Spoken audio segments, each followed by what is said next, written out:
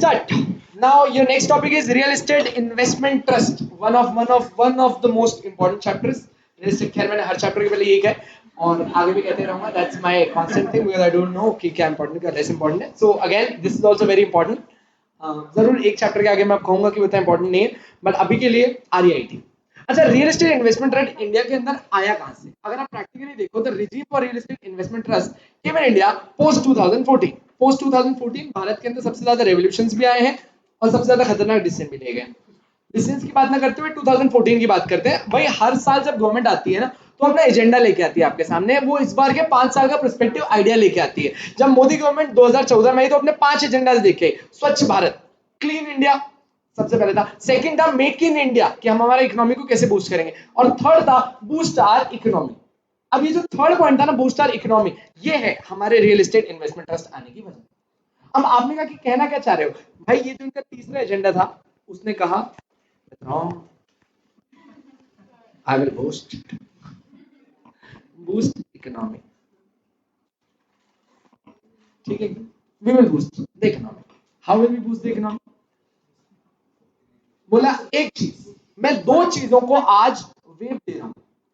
पहली चीज मैं अपने रियल एस्टेट सेक्टर को ऊपर लेके जाऊंगा और दूसरी चीज मैं मेरे इंफ्रास्ट्रक्चर सेक्टर को ऊपर लेके जाऊंगा. हमने इसे इंफ्रास्ट्रक्चर को कैसे ले जाके जाओगे? बोले वो मेरे को नहीं पता. मैं नितिन गडकरी को वहां का पूरा डिपार्टमेंट हाथ में देता हूं. तो रोड मंत्रालय नितिन गडकरी को दे दिया. एकदम ठीक है. हमने इकोनॉमी को कैसे बूस्ट करोगे? मुझे नहीं पता. श्री लेट अरुण जेटली जी को मैं पूरा डिपार्टमेंट देता. अच्छा, हमने कहा रियल एस्टेट, मुझे नहीं पता, मैं पूरा डिपार्टमेंट सेमीकंडक्टर छोड़ रहा हूं, आप देख लेना. हमने कहा करेगी क्या रियल एस्टेट इन्वेस्टमेंट ट्रस्ट में? मेरे को नहीं पता, हमारे फाइनेंस बजट में देख लेना. तो फिर जैसे उसने बोला बूस्ट इकोनॉमी, तो बूस्ट इकोनॉमी में उसने सबसे पहले 2 नाम लिए कि भाई मैं रीट लेके आऊंगा आप लोगों के लिए, और सेकंड चीज क्या लेके आऊंगा? Investment trust. तो आपके लिए रीट प्रपोज किया प्लस इन्वेस्टमेंट ट्रस्ट प्रपोज किया. अच्छा, अगर प्रॉपर बात बोलूं ना, दोनों के अंदर कुछ फर्क नहीं है, सिर्फ ऑब्जेक्ट का मेन फर्क है. और जाहिर सी बात है क्योंकि ऑब्जेक्ट अलग है तो कुछ खाली कंडीशन में फेरबदल आएगा, पर मतलब जो तरीका होगा, जो चलने का प्रोसेस है, सब कुछ ऑलमोस्ट सेम रहेगा. मिनिस्ट्रीज ऑलमोस्ट सेम रहेंगी, खासा फर्क नहीं आएगा. तो मतलब अगर आपका रीट तैयार है तो investment trust is deemed to be ready. अब हमने बोला कि भाई तू ऐसा तो है नहीं कि भाई कोई नया जादूगर चीज लाया है. ये कंसेप्ट है ना यूएस इन सब में तो काफी साल पहले आ चुका था. और काफी साल का मतलब क्या, बस तुम्हारी आजादी की उस टाइम बाद ही वहां आ गया था. मतलब it was plus 1960s onwards जो वो लोग सब कुछ ये सब करते थे. तो आपने क्या नया किया? नहीं, मुझे नहीं पता. पर मेरे को एक बात पता है कि 2014 से पहले 2008-9 के आसपास से तुमने पेपर देना चालू कर दिए थे इसके ऊपर कि real estate investment trust Bharat के अंदर भी लाओ. पर दिक्कत क्या थी रीट के आने की? That tax relief. हमारे पास टैक्स के अंदर रीट के लिए कोई पास थ्रू था ही नहीं. पास थ्रू का मतलब क्या कि कोई एग्जेम्पशन था ही नहीं. तो हमने बोला ला के फायदा क्या? रीट का ऑब्जेक्ट बाद में बात करेंगे, पर ला के फायदा क्या जब तुम टैक्स रिजीम में कोई बेनिफिट नहीं कर रहे हो? क्यों कोई इंसान आएगा? मोदी ने कहा मेरे को ये पता है 2014 के जो हमारा फाइनेंस बिल आ रहा है उसके अंदर में रियल एस्टेट इन्वेस्टमेंट ट्रस्ट को टैक्स एग्जेम्पशन दे दो. हमने कहा कैसे देगा? उन्होंने कहा इवन रीट के हाथ में जो पैसा है वो भी एग्जेम्प्ट, और रीट से जो इनकम बनी और इन्वेस्टर तक गई वो भी एग्जेम्प्ट, ताकि लोग मोटिवेट हो रीट के अंदर इन्वेस्ट करने के लिए. So one and the foremost thing, the taxability criteria in the REIT. ना रीट के हाथ में टैक्सेबिलिटी है ना आपके हाथ में टैक्सेबिलिटी है. क्वेश्चन इसने कहा चल अब रीट का मतलब बता दे. इसने कहा देखो बहुत सारे इन्वेस्टर्स हैं देश के अंदर जिन लोगों को रियल एस्टेट सेगमेंट में इन्वेस्ट करना है, पर उनको मौका ही नहीं मिल रहा क्योंकि रियल एस्टेट की प्राइसेस बहुत ज्यादा है. और प्लस अब एक चीज देख लेना, आपका रियल एस्टेट सेक्टर एकदम ठुका हुआ है अभी करंटली. क्यों ठुका हुआ है? अगर आप 2014 में चले जाओ तो 2014 में अगर मान लो बिब्बेवाड़ी के अंदर यहाँ पे 10,000 रुपए स्क्वायर फीट चल रहा था ना एरिया का प्राइस, आज भी 10,000 में मिल जाएगी तुमको प्रॉपर्टी वापस. क्योंकि लोग फंस गए, आपका पैसा ही मल्टीप्लाई नहीं हुआ तो जमीन कैसे महंगी करोगे? पैसा मल्टीप्लाई हो, बाइंग पावर बढ़े तो बात करें भाई रियल एस्टेट ग्रो करेगा.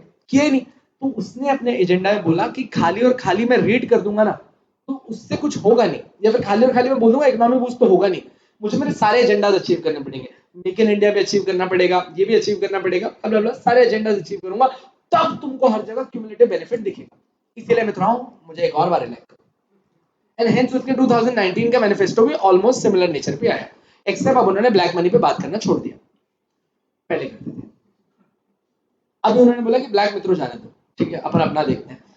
तो यहाँ पे इन लोगों ने रीट लाने का ऑब्जेक्ट क्या बनाया, इन्होंने कहा बात समझो, अपन मोबिलाइज करते हैं इवन इन्वेस्टर्स को जो पैसा लगाना चाहते हैं, और वो एक बार में 40-40 लाख रुपए नहीं लगाते, 50 लाख नहीं लगाते, 60 लाख नहीं लगाते। आज आप इंडिया के अंदर कहीं प्रॉपर्टी खरीदने जाओ, 40-50-60 लाख से नीचे क्या ही मिलने वाला है, एवरीथिंग इज वेरी प्लस। तो हमने बोला कि यार कुछ तो करना पड़ेगा। इनिशियली रीट अभी भी आया है ना, तो ये रिटेल इंडिविजुअल इन्वेस्टर्स के लिए आया ही नहीं, अपन इसको लाए थोड़े से जायंट इन्वेस्टर्स के लिए। आपको समझेगा ये लाइन मैंने क्यों बोली, क्योंकि इसमें इन्वेस्टमेंट मल्टीपल्स 2 लाख रुपए एंड प्लस चलते हैं, एकदम सही है। तो आपको पहले ही समझ में आ गई भाई, वो जिसकी अपन की हाईएस्ट लिमिट थी वहां से तो मिनिमम इन्वेस्टमेंट स्टैंडर्ड सेट कर रहे हो, तो जाहिर सी बात है कि ये बाहर निकल गया वहां से। अच्छा 2 लाख रुपए देख के पर से बड़ा ज्यादा लग रहा है, पर सोचो जो इंसान रियल एस्टेट में खेल रहा है उसको अगर 2 लाख रुपए में बेनिफिट मिलने लग जाए, उसका क्या नाम, वो इंसान जो कोशिश करके 50-50-60 लाख लगाने वाला था, वो 2 लाख रुपए में रियल एस्टेट के अंदर ट्रेड कर पा रहा है। अब नेक्स्ट सवाल, भाई ये तो नई चीज है, हमें इस पे विश्वास नहीं, ओवर द टाइम तो हमें म्यूचुअल फंड पे विश्वास हो गया और अब हम सब करवाते हैं, पर पहले तो नहीं करते। तो अब आप इसमें क्या हमें अश्योरिटी दोगे, इसने कहा डरो मत, मैं हूं तुम्हारे साथ। हमने कहा यही डर, यही इसका क्या करना है। तो इसने कहा मित्रों सुनो मेरी बात, रीट के अंदर हमने इनको स्पेसिफिक गाइडलाइन सेट करवाई है, जो भी मुझे नहीं पता, पर सेबी बता रही है आपको कि जितना भी पैसा रीट के पास आएगा उसमें से एटलीस्ट 80% पैसा सिर्फ और सिर्फ कंप्लीटेड प्रोजेक्ट में लगेगा। मतलब जो चीज बन चुकी है, कहां लगेगा मैं नहीं बता रहा, जो प्रोजेक्ट बन चुका है उसमें लगेगा। मतलब कि इसमें उन्होंने पैसा लगाया और उनकी रेंटल इनकम स्टार्ट हो जाएगी।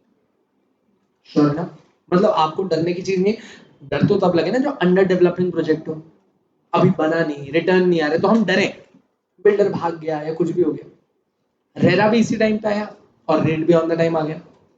हमने कहा रीट को कि रीट भाई आप करोगे क्या, इसने कहा मैं रियल एस्टेट इन्वेस्टमेंट ट्रस्ट हूं, मैं क्योंकि मेरे नाम में लिखा है कि मैं एक रियल एस्टेट इन्वेस्टमेंट ट्रस्ट हूं, तो मैं बनूंगा भी किस फॉर्म में, ट्रस्ट के फॉर्म में। मतलब कोई कंपनी फॉर्म नहीं, कोई कॉर्पोरेशन फॉर्म नहीं, रीट सिर्फ और सिर्फ ट्रस्ट फॉर्म में बनेगा, पहली बात। अब इसने बोला मैं बना ट्रस्ट फॉर्म में, अब इसमें नेक्स्ट चीज समझना, इसने बोला कि मैं रियल एस्टेट के काम कर रहा हूं, तो जाहिर सी बात है मैं इन्वेस्टमेंट करूंगा रियल एस्टेट प्रोजेक्ट।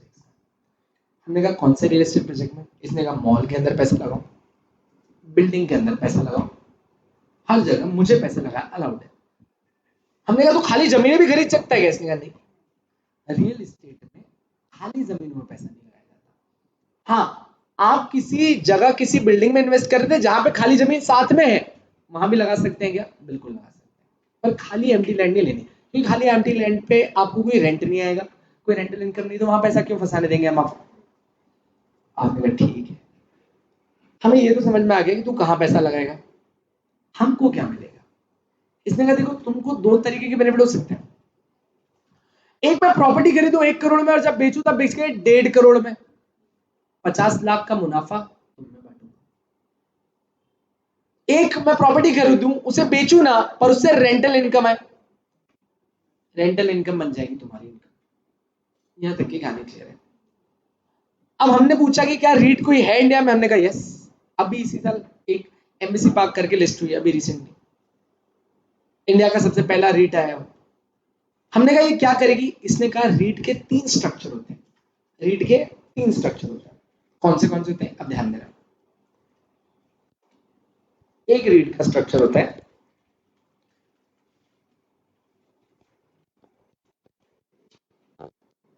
अब देखना, ये आपके इन्वेस्टर्स हैं, इन्होंने पैसा किसको दिया, रीट को दिया। रीट ने पैसा लगाया बिल्डिंग्स में,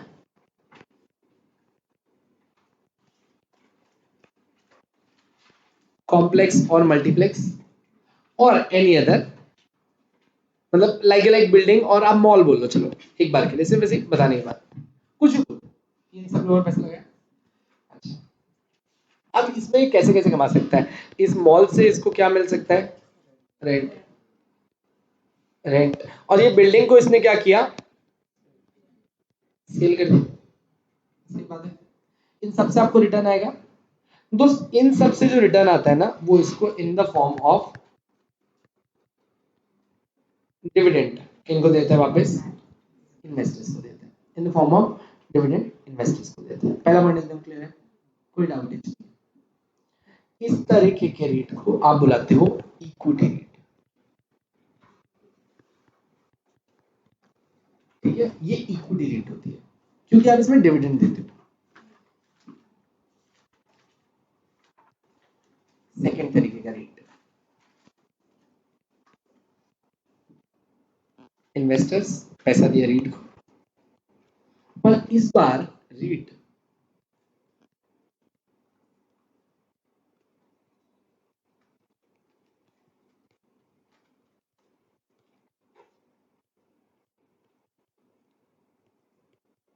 मॉल कॉम्प्लेक्स और बिल्डिंग में पैसा नहीं लगाती, मॉल कॉम्प्लेक्स और बिल्डिंग में पैसा नहीं लगाती, और वो इस बार कहाँ क्या करती है, लोगों को एज अ लोन, जो लोग इसमें पैसा लगाना चाहते हैं उनको लोन दे देती है।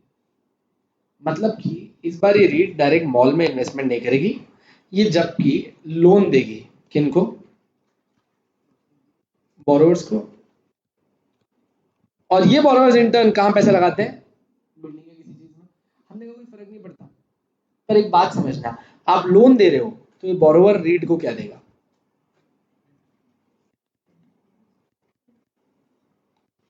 हर महीने इंटरेस्ट, महीना मत याद रखना, इंटरेस्ट देगा आपको पैसों के ऊपर, याद रख, ठीक है, बहुत सिंपल है। अब इस चीज के अंदर बोरोवर से हम पहले पूछ के रखते हैं कि भाई तेरा ऑब्जेक्ट क्या है, कहीं ना कहीं रियल एस्टेट में इन्वेस्ट करना, और उसके बाद वो हमको क्या देता है, इंटरेस्ट। इस तरीके के मॉडल को, ये था इक्विटी, ये हो गया आपका डेट रेट, से बात है, कोई डाउट नहीं।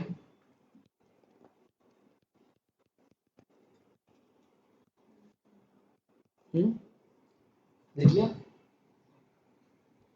डन है। अच्छा, और तीसरा स्ट्रक्चर,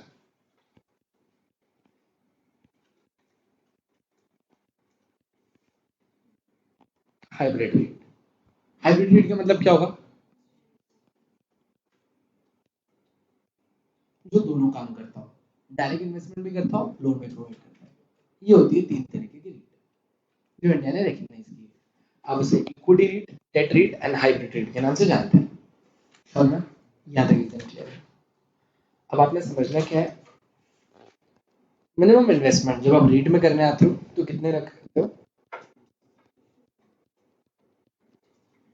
2 लाख रुपए करते हो, ये लाइन याद रखना, आप मिनिमम इन्वेस्टमेंट 2 लाख रुपए पे करते हो, और अगर आपको कभी इनको ट्रेड करना होता है, ट्रेडिंग होगी मिनिमम 1 लाख रुपए के लॉट पे, कम से कम एक बार में आपको कितनी ट्रेडिंग करनी पड़ेगी, 1 लाख रुपए का लॉट निकालना पड़ेगा। एंट्री मार्केट 2 लाख रुपए के इन्वेस्टमेंट पे आप रेट में आते हो, और जब वो लिस्ट हो चुके होते हैं इंस्ट्रूमेंट, अगर आपको इंस्ट्रूमेंट में से कुछ इंस्ट्रूमेंट निकालने तो कितने कितने के ट्रांसफर होते हैं, लाख लाख रुपए के मिनिमम ट्रांसफर होते हैं। श्योर ना, very well versed about REIT कहाँ से आया, कौन सी तरीके की रीट एग्जिस्ट करती है, ठीक है। कहीं ना कहीं पे अभी के लिए अगर आप देखो तो रीट ने बड़े इन्वेस्टर्स को ज्यादा टारगेट किया है, बट इवेंचुअली रिटेल इन्वेस्टर्स को भी अपने परव्यू के अंदर लेके आएगी, पर अभी क्योंकि नया नया है इसीलिए बड़े इन्वेस्टर्स का ज्यादा रहता है। प्लीज स्टार्टिंग में रीड करके देखें। REIT is an investment vehicle that invests in rent yielding completed real estate properties. Rent yielding completed real estate property मतलब समझ रहे हो कि ये दुकानें, मकान, घर बन चुके हैं, which has the potential to transform the Indian real estate sector. REIT helps attracting long-term financial financing from domestic as well as foreign sources. This could improve fund availability to real estate developers. Developers को बहुत easy हो जाएगा यार, उन्होंने project develop किया और रीट आपके project में डायरेक्ट इन्वेस्ट कर रहा है, आके आपके लिए पैसा आ गया एक बार में, and reduce some burden on completed assets by allowing owners of such assets to raise capital from investors against issue of units. Further, for the investors, REIT can provide a new investment vehicle while ongoing returns, elevated transparency and governance. आपको बहुत easy access मिल रहा है नई नई जगहों पे enter करना। REIT has one of the most important vehicle for making collective investment in commercial real estate, emanating in the USA in 1960s. As a tax transparent collective investment vehicle, REIT have subsequently been used by several other countries and have done remarkably well. in other countries. In SEBI, in India, SEBI had introduced real estate mutual fund pursuant to recommendation of an AMFI. ठीक है, तो भाई ये all India mutual fund association है. ठीक है, तो mutual fund association of India ने अपने को बोला, कमेटी ने, कि भाई रीट लाओ. It came up with a draft इन 2008. हम 2008 में आए लेके ये रीट. इन 2013 हम लोग, अब देखो इतना झपके से इन्होंने 5 साल काट दिए. In 2013, a framework was once again put on public domain. The major concern surrounding the viability of REIT in India was non-availability of tax pass-through status. Already done. However, by virtue of Finance Act 2014, Modi government के आने के बाद, Ministry of Finance provided tax incentives to the scheme. SEBI acted proactively after the announcement of budget, and SEBI approved REIT regulations in the board meeting held on 10th August 2014 and issued the highlights of the regulations. जैसे finance bill आपके favour में है, सेबी खटाक से आगे भागा. 26 सितंबर 2014 finally notified the regulations, SEBI REIT regulations 2014. The introduction of framework of REIT has paved the way for launch of REIT funds in India. REIT in India would issue security, would use, अभी तक इसने कोई करी नहीं है, would issue securities which would be listed on stock exchange. REIT will invest predominantly in completed commercial. अच्छा देखो इसने क्या बोला वर्ड predominantly, मतलब out of your total investments 80% किस में होगा?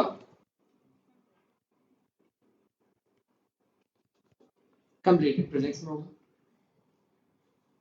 Either directly or through SPVs. Initially, REIT are planned to be available only to high net worth individuals and institutions to develop the market. Gradually, they will be available for retail investors. Sure. क्या चीज? I mean अब मतलब कहाँ का कौन से commercial include करने, कौन से नहीं. अच्छा, रीट का मतलब क्या, इसमें प्रोजेक्ट समझना. आप है ना लोगों के घर नहीं खरीदते हो.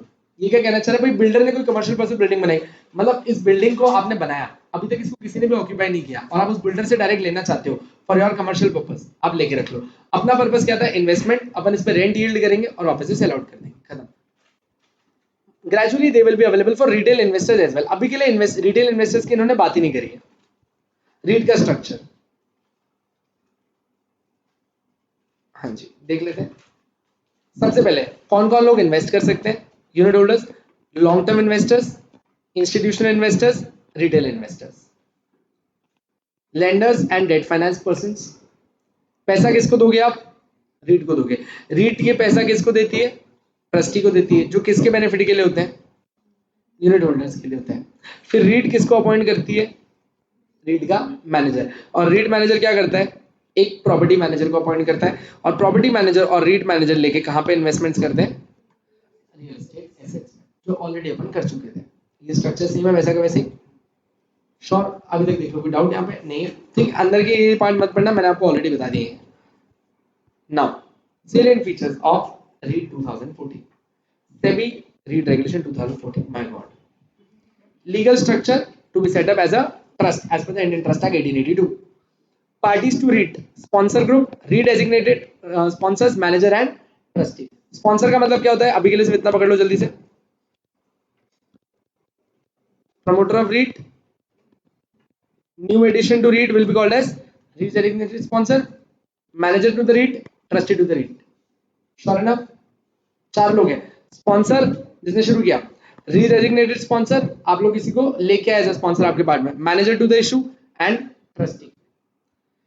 Maximum number of sponsors. अब आपने बात समझी, स्पॉन्सर ने कितना कम से कम इन्वेस्टमेंट करना है. मैक्सिमम नंबर की बात नहीं कर रहा है, अभी बात कर रहा है कितना स्पॉन्सर ने कम से कम खरीदना है. इसने कहा हर स्पॉन्सर को कम से कम कितनी यूनिट लेनी पड़ेगी रीट की? 5%. पर हर स्पॉन्सर के 5% से काम नहीं बनेगा. आपके पास इतने स्पॉन्सर होने चाहिए, या फिर आपके स्पॉन्सर्स के पास इतनी यूनिट्स होनी चाहिए विच कंस्टिट्यूट्स मिनिमम 25%. बात समझ आई? मिनिमम नंबर कैसे निकालना है? हर स्पॉन्सर के पास मिनिमम कितना? 5% होना चाहिए, और क्यूमुलेटिवली मिला के कम से कम 25%. Collectively to hold minimum 25% of the units of the REIT for a period of not less than 3 years from the date of listing. Sure ना? 5% हर किसी के पास और 25%. अब बात समझने इसने आगे क्या बोला? 25% पहले 3 साल. सर 3 के बाद क्या? 3 के बाद आपको ग्रेजुअली स्पॉन्सर्स एंड इन सबको टुगेदर होल्ड करना है 15% of the outstanding. Her sponsor के पास मिनिमम 5%, क्यूमुलेटिव मिला के 25. कब तक? 3 साल के बाद 15%। तो individually minimum 5%, cumulatively minimum 25%, post 3 years minimum 15%। Sure?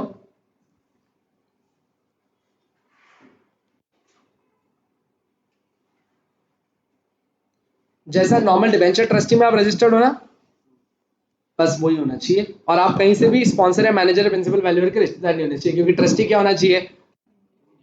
Independent. Sure enough? अच्छा, यहाँ पे एक चीज याद रखना, इनके लिए लिस्टिंग मैंडेटरी है, आपको करवानी ही है अपनी यूनिट्स को लिस्ट। इन्वेस्टमेंट कंडीशन, यार 80% का, at least 80% of the value of the REIT assets need to be completed and the revenue generating properties. Revenue generating properties मतलब कंप्लीट। सर हम कंप्लीट किसको मानेंगे? जिसको ऑक्यूपेंसी सर्टिफिकेट मिल गया, म्युनिसिपैलिटी से आपको ऑक्यूपेंसी सर्टिफिकेट मिला है कि yes your building is complete, you are eligible to go ahead and stay, it's occupancy certificate, that's what we say it's a completed project. तो रीड की जिम्मेदारी है कि जहां पे भी इन्वेस्ट कर रहे हैं वहां पे चेक कर ले कि उन लोग को ऑक्यूपेंसी सर्टिफिकेट मिला है कि नहीं मिला है। सिंपल है।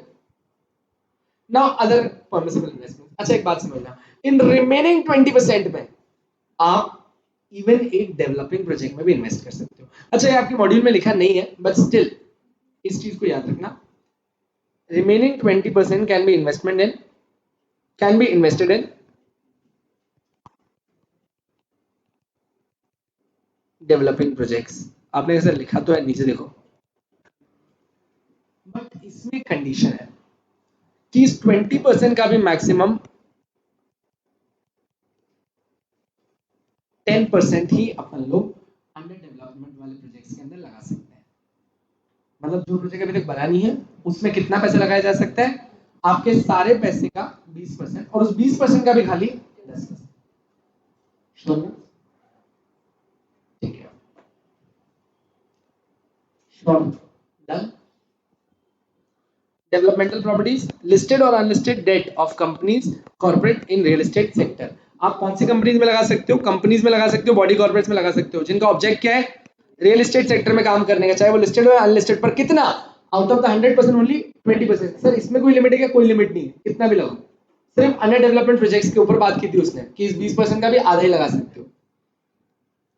मॉर्गेज बैक सिक्योरिटीज चलेगा एकदम, बहुत क्लियर पॉइंट से simple. Equity shares of companies listed on recognized stock exchange in India which derive not less than 75% of their operating income from real estate activities। आप किसी listed company के अंदर पैसा लगाना चाहते हो जिनकी इनकम का 75% कहां से आ रहा है? रियल एस्टेट से आता है। उनके लिए भी कौन सा? 20% वाला क्राइटेरिया। ठीक है, ये सब 20% में आ रहा है। नेक्स्ट, गवर्नमेंट सिक्योरिटीज में लगा सकते हो। Unutilised FSI of a project. अच्छा एफएसआई क्या होता है? प्रोजेक्ट फ्लोर स्पेस इंडेक्स, मतलब द परमिसिबल साइट जिसके ऊपर आपका कंस्ट्रक्शन होता है। ठीक है, हमने क्या बोला आपको अगर याद हो तो मैंने कहा था वैसे आप ऐसे फ्री लैंड में पैसा नहीं लगा सकते, पर अगर ये लैंड किसी बिल्डिंग से अटैच्ड है तो उस टाइम पे आप उस लैंड में भी पैसा लगा सकते हो। Unutilised FSI of project. बात समझ आई? लॉजिक समझ आया? जो अपने स्टार्ट में बात करी थी एफएसआई क्या होता है, इस पे अपने को और बात करनी है, डोंट वरी विद दिस, अभी तो बहुत इनिशियल बात ही चल रही है, अभी एक एक डेफिनेशन पढ़नी, बहुत टाइम अपने को। Next is TDR. यार इस टीडीआर का मतलब पता नहीं हर टीचर ने क्या क्या पढ़ाया है, मतलब किसी ने कुछ ही बोला है। This is the major concern. Have you ever heard about TDR acquired for the purpose of utilization? Anyone? हाँ जी, टीडीआर क्या होता है? इस लाइन का मतलब बता दो। Thank you for that full form.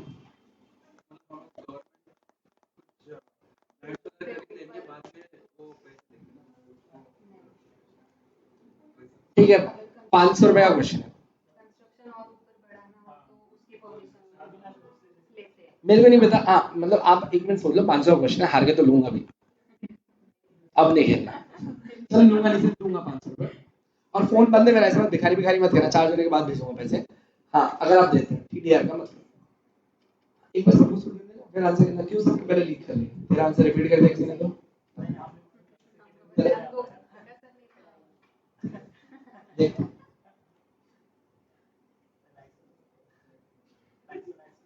250 कर लो सर, बच जाओगे। लगा लो, चलो टीडीआर में जोड़ा। सवाल की कीमत बढ़ा दी 1000 रुपए।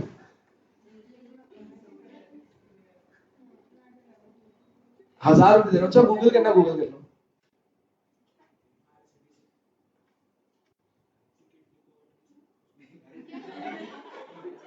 भाई तुम तो है ना 2000 जमा करा पहले। अच्छा चलो सुनो, थोड़ा सा ना लोगों ने टीडीआर को थोड़ा सा गलत कंसेप्ट की तरह लिया गया, ऐसे नहीं होता टीडीआर। अपने को टीडीआर आ कहां से रहा है ना, पहली बात समझना। जब आप कहते हो ना transferable development rights, how does this actually work? अपने को ना हर बार बोला जाता है कि टीडीआर है ना म्युनिसिपैलिटी से परमिशन लेके लाए जाते हैं, ऐसे नहीं चलता कभी, तब भी ऐसा नहीं होता। टीडीआर कैसे मूव करेगा? इज द लैंड, एक मेरा मकान, एक भाभी का तुम्हारी, एक दूसरी भाभी का तुम्हारी। म्युनिसिपैलिटी ने कहा है कि इस एरिया में 4 फ्लोर तक बनाया जा सकता है। म्युनिसिपैलिटी ने कहा है कि इस एरिया में 4 फ्लोर तक बनाया जा सकता है। मैंने कहा 1 2 3 4, पर भाई का मन नहीं भरा। भाई को मतलब भाभी से नहीं, बिल्डिंग से मन नहीं भरा। भाई का मन बिल्डिंगों से नहीं भरा और उनको और फ्लोर चाहिए। तो भाई गया पहली बीवी के पास, उसको जाके कहा कि देख तेरी शक्ल और तेरी अकल दोनों जस्टिफाई करती है कि तू इसके ऊपर मकान में और फ्लोर नहीं बनाएगी।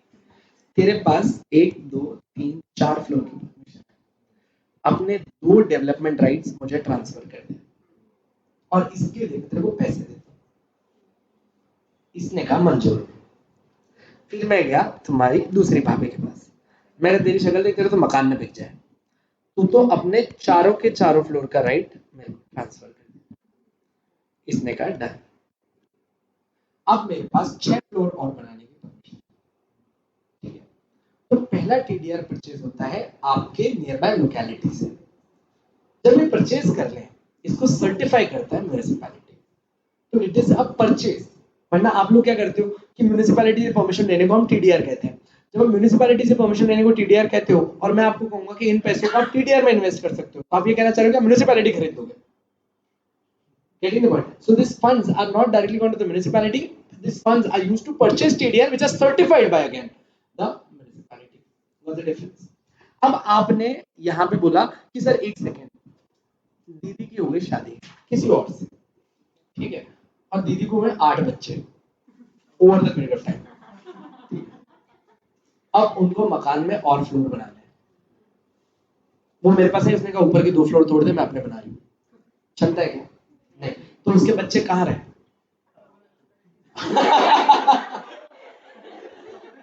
नहीं, वो मेरे घर में नहीं रह सकते यार। हाँ, anything else for that? हाँ, तो अब यहाँ पे आप क्या समझे? आपने कहा भाई समझ, चाहे सड़क पे रहें, पिल्लों की तरह घूमे, रोड पे कहीं पे पड़े रहें, और बिल्डिंग नहीं बनेगी। अगर तेरे को और बिल्डिंग बनानी है नहीं तो अब तू कोई नई जिया जिला और उनसे टीडीआर खरीद लिया, मतलब कि तू लोकेलिटी के किसी और पर्सन के पास जा और उसके टीडीआर खरीद, पर जब तक तेरे को किसी और ने टीडीआर नहीं आता हम तेरे को और कंस्ट्रक्शन नहीं करेंगे। Pretty sure about what are transferable development rights? So these are rights of development which are transferable by the owner. Now you get this TDR with the land जो municipality ने declare कर रखा था, और इनको आप एक दूसरे के बीच में ट्रांसफर करते हो। Sure? तो आप टीडीआर अक्वायर कर सकते हैं for the purpose of utilization. आप किसी को बोल सकते हैं कि भाई तेरी बिल्डिंग में 4 फ्लोर और बनाएंगे, मैं पैसा कहाँ लगा रहा हूँ? टीडीआर में लगा रहा हूँ, और वो टीडीआर मैं तुझे दूंगा। उन 4 फ्लोर से जितना भी तू कमाएगा वो पूरा मैं लूंगा, इन्वेस्टमेंट इन टीडीआर। पर भाई ये 20% में आएगा, क्यों? क्योंकि इस टीडीआर के ऊपर अब कंप्लीशन चालू होगा, अब प्रोजेक्ट चालू होगा, और हमने पहले कहा था डेवलपिंग प्रोजेक्ट कहाँ घुसते हैं? 20% वाली चीज में, और 80% से आप सिर्फ और सिर्फ कहाँ इन्वेस्ट करोगे?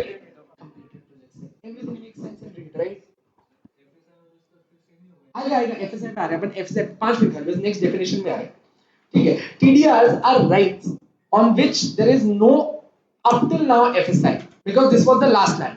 You couldn't have been going ahead, so this is not FSI. FSI means any line on which production can be done. So this head was not FSI right now because you have saturated the market. ये FSI कब बना? जब TDR आया। TDR आया तब हमने बोला ना इस पे कंस्ट्रक्शन और हो सकता है, तब तक के लिए FSI कहाँ थे? तब तक तो ये ओपन टेरेस हो गया, रेफ्यूजी एरिया खत्म, बस इसके बाद और ऊपर नहीं आना अपन ने। अभी के लिए वापस आने तक last point, money market instruments और कैश इक्विवेलेंट में आप पैसा डाल सकते हो। अच्छा, अब नेक्स्ट चीज, वैल्यूएशन ऑफ एसेट्स। अच्छा, वैल्यूएशन ऑफ एसेट्स का मतलब क्या है ना, आप डिविडेंड कितने कितने टाइम में दोगे। REIT usually 6 monthly dividend procedure follow करते हैं, मतलब साल में 2 बार आपको डिविडेंड दिया जाएगा। डिविडेंड का मतलब क्या होता है, समझ गए, capital appreciation by sale of the property, rental income from the completed property, or any kind of income from all of these activities. Any amount which came, you have to disclose it and give them in the form of dividend. नहीं दिया तो interest rate यहाँ पे भी common है, यहाँ तक सब साथ में। Full valuation on yearly basis and updating the same on half yearly basis, and declare NAV within 15 days on the date of such valuation. आपने वैल्यूएशन कराया उसके 15 दिन में NAV दे दो। NAV का मतलब क्या होता है, नेट एसेट वैल्यू। आज आप अपनी यूनिट निकालोगे तो आज इस यूनिट में आपको कितने पैसे वापस मिल सकते हैं, अभी बेच लो। रुकना है तो रुको, नहीं रुकना है मत रुको, क्यों, क्योंकि ये सिक्योरिटीज ऑलरेडी लिस्टेड है, मतलब आपके पास जाने का पूरा अधिकार है, आपको कोई नहीं रोकेगा। और कितने के मल्टीपल में बेचोगे आप, 1 लाख के मल्टीपल में बेचोगे, गलती मत करना। Distribution of income, now this stands very important. अच्छा ये ना, ये हर चीज एक आंसर का इकट्ठा पार्ट बनेगा, तो मतलब समझना। इसने क्या बोला, at least 90% of the net distributable income after tax of the REIT shall be distributed as dividend to the unit holders at least on half yearly basis and shall be made not later than 15 days। मतलब समझना, post tax. अब आपके दिमाग में आएगा, भाई तूने तो कहा था टैक्स एग्जेम्पशन है, अभी तो पोस्ट टैक्स बोल रहा है वापस से। एग्रीकल्चर इनकम में एग्जेम्प्टेड है ना, पर आप लोगों ने टैक्स के अंदर एग्रीकल्चर इनकम पर एक बार टैक्स निकाल के वापस जोड़ा था कि नहीं जोड़ा था, तो सेम प्रोसीजर तो फॉलो करते हैं ना। आपको याद है अपन एग्रीकल्चर इनकम में टैक्स कैसे कैलकुलेट करते थे, जस्ट इन केस, पहले अपन लोग पहले निकालते थे फिर वापस से ऐड कर देते थे ना, तो वैसे इसने बोला कि पोस्ट टैक्स जो तुम्हारा प्रॉफिट आया, टैक्स पोस्ट टैक्स जो आपका प्रॉफिट आया, इसका कितना 90% आप अभी डिस्ट्रीब्यूट करोगे। इससे ऊपर करना चाहो भगवान तुम्हारा भला करे, 90% मिनिमम है। इन्वेस्टर्स को दे दोगे कितने दिन के अंदर, 15 days of what, end of half year, end of half year, क्योंकि 2 बार अपने डिविडेंड देना है, हाफ ईयरली वापस से ईयर के एंड पे 15 दिन। Mode of investment in properties आपको ऑलरेडी आता है, डायरेक्टली और थ्रू एसपीवी। अच्छा व्हाट इज दिस डायरेक्टली और through SPV, SPV special purpose vehicle. तो क्या रीट चाहे तो for the purpose of investment है कि एसपीवी बना सकता है और एसपीवी आगे जाके इन्वेस्टमेंट करे, कंप्लीटली अलॉन्ग। तो डायरेक्टली और through SPV holding at least 80% of their assets directly in such properties and shall not invest in other SPV। एक SPV दूसरे SPV में इन्वेस्ट नहीं करेगा, वो सिर्फ रीट के ऑब्जेक्टिव में इन्वेस्ट करेगा, इसीलिए उसे बनाया गया था। The REIT shall hold controlling interest and not less than 50% of the equity share capital of the SPV। Logical है, SPV आपकी सब्सिडरी होनी चाहिए। अच्छा अब इसने बोला नेक्स्ट, मिनिमम ऑफर साइज कितनी आएगी एक बार में, जिसने कहा 250 करोड़। मतलब अगर रीट बाजार में आ रहा है पैसे रेज करने तो कम से कम 250 करोड़ करके जाएगा। Next comes minimum subscription and unit size, ये आपको ऑलरेडी आता है। Under both IPO follow right issue QIP, minimum subscription size for unit of REIT shall be 2 lakh, minimum 2 lakh रुपए का एक लॉट आपको लेना ही पड़ेगा। The unit offered to public in IPO shall not be less than 25% of the number of units of REIT on post issue basis। इसमें public holding कितनी होनी चाहिए, 25% की। वही अपना आईपीओ वाला सिस्टम है, आईपीओ में 25% पब्लिक। इसने टोटल क्या बोल दिया आपको अभी तक कि भाई रीट की एक जने ने अगर इन्वेस्ट करना है 2 लाख रुपए, और जितनी भी यूनिट्स आप ऑफर कर रहे हो to the public in initial offer shall not be less than 25%। Trading lot अगर आपको इनको बेचना है 1 लाख रुपए के मल्टीपल में बेचोगे, सिंपल इनफ, रीड में कोई दिक्कत नहीं, इंटरेस्टिंग है। चलो let's go ahead. Next up is borrowing and deferred payment. आप इसको कट कर सकते हो, मैं इसको बता रहा हूं पर इसका बिल्कुल कोई रेलेवेंस नहीं अपने लिए, समझना।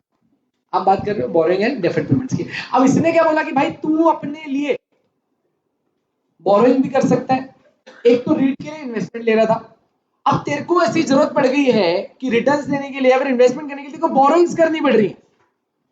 हमने बोला आप इंस्टॉलमेंट पे पैसा ला रहे हो, आप बोरोइंग कर रहे हो, कितना परसेंट बोरोइंग कर सकते हो। इससे कहता है aggregate consolidated borrowing and deferred payment, मतलब इंस्टॉलमेंट में जो आप पेमेंट कर रहे हो of the REIT shall never exceed the value above 49%। तो अगर आज रीट के पास 300 करोड़ रुपए हैं तो आपकी उधारी 150 करोड़ से कम होनी चाहिए। आपकी उधारी 150 करोड़ से कम होनी चाहिए। आपकी एसेट के 49% से ज्यादा आपने उधारी नहीं लेनी। In such borrowing, deferred payment exceeds 25% approval from unit holders and credit rating shall be required. मान लो कि अगर आप 49% के आगे निकल गए, shall exceed 25% approval from unit holders and credit rating shall also be required. अब आते हैं डेफिनेशन जो आपने बोले थे इतनी सारी चीजें। अच्छा, पहला एसोसिएट पढ़ने की कोई खासी जरूरत नहीं है, इस पूरे चैप्टर में आपको एसोसिएट वर्ड कहीं पे भी यूज नहीं करना होता। एसोसिएट का मतलब है कंपनीज एक्ट के अंदर एक एसोसिएट कंपनी भी कहते थे। तो एसोसिएट का मतलब ये भी हो सकता है जिसके अंदर मैंने पैसे लगाए या जिसने मेरे अंदर पैसे लगाए, कोई भी मेरा एसोसिएट बन सकता है। Associate of any person shall be as defined in the companies act. Associate works as defined in Companies Act and under other applicable accounting standard and shall also include the following. तो जो company के हिसाब से companies act के हिसाब से associate है वो तो है ही, और कौन कौन लोग एसोसिएट बनते हैं आपके लिए? एनी पर्सन कंट्रोल डायरेक्टली और indirectly by the said person. मैं किसी को भी कंट्रोल कर रहा हूं, वो मेरा क्या है? एसोसिएट है। Any person who control directly और इनडायरेक्टली द सेड पर्सन, आप मेरे को कंट्रोल कर रहे हो, तब भी हम एक दूसरे के क्या है? Third, whether person is a company or a corporate or any person who is designated as promoter of the company or body corporate, any other company or body corporate with the same promoter. मेरा promoter group और आपका promoter group same है, हम क्या है? Associate. तो अभी तक कंपनीज एक्ट के हिसाब से एसोसिएट, आप मेरे को कंट्रोल कर रहे हो, एसोसिएट, मैं आपको कंट्रोल कर रहा हूं, एसोसिएट, मेरा प्रमोटर आपका promoter same, associate. Last, whether said person is an individual, any relative of that individual is associate. Simple, कहीं काम नहीं, कहीं जबरदस्ती दिया। Body corporate shall have the meaning assigned to it under subsection 11 of section 2. Oh my god, आप बता दें नहीं तो हम याद रख लेते हैं ऐसे। बोनस इशू, बोनस इशू का मतलब क्या होता है भाई? Additional unit okay to the unit holder on the record date fixed for the purpose of the said purpose without any cost of the unit holder. मतलब जैसा शेयर्स में bonus issue, इसमें bonus issue. Change in control का मतलब क्या होगा? Sir 50% की holding किसी और के पास चली गई, कंट्रोल चेंज, या फिर कंट्रोल उनके पास आ गया, मतलब मैनेजमेंट वो अपॉइंट कर पा रहे हैं, रिमूव कर पा रहे हैं। हमने पढ़ा है होल्डिंग सब्सिडियरी, जल्दी देखिए।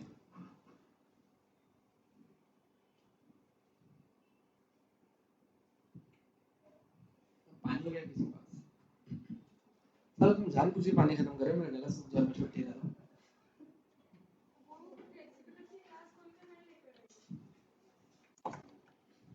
बलशाली, चलो